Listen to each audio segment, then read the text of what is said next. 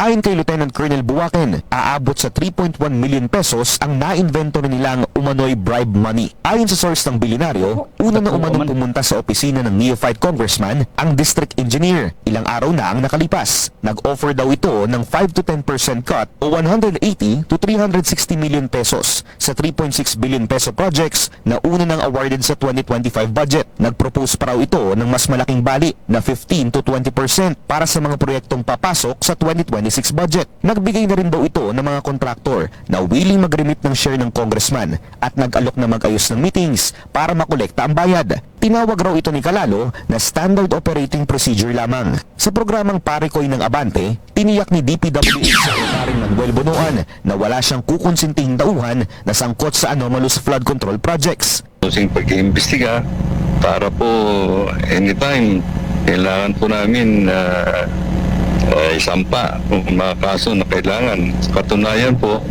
meron na po akong tinanggal na mga opisyal sa isang district engineering office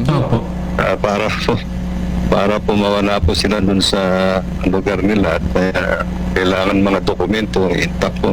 Ayon kay Congressman Leviste, nakatakda silang magsampa ng official complaint bukas laban kay Calalo.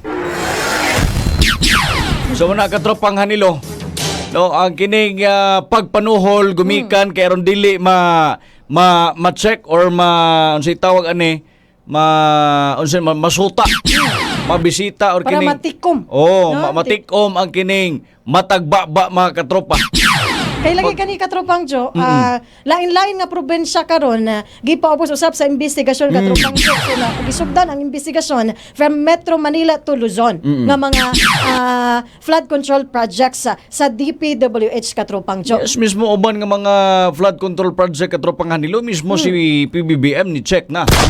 Kanya dako usab kining hagit ni Secretary Bunuan nga buhaton ang gitahas kaniya katropang Hanilo. Patawan gyud pangitaon gyud kung doon na manggali mga kakulian. Parehas ani siya gyapon ang makaluluoy ani kung panalitan mabalik ra gyapon siya katropang Hanilo. Nya ang mayon na bata ang kwarta nga nakalas di ra ba gyud ni mabalik na. Yes. Manaman, paid naman. Na pa yung mga ghost project, mga substandard mga katropa. Kaya kani sila gipang imbestigahan bisag guilty na ni sila sa ilang kagalingon na katropang Jo. Postahan na ita bisag piso di mo balik ko Ay. kan. Di mo kan nga ako na lang ikwento ako nga ano I-refund. i-refund na lang. I-refund na lang. Wa gyud mo ingon gyud nga nakasala siya. Oo. Malagi ni katabitang unsa to, bayaran niya og pila to ka milyon mga katropa 3.1 para million. 3.1?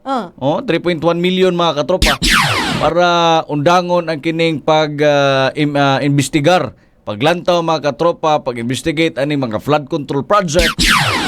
Isayod kita nga dili lang na milyon kundi billion mga katropa nga kwarta pondo sa tong nasod Pilipinas.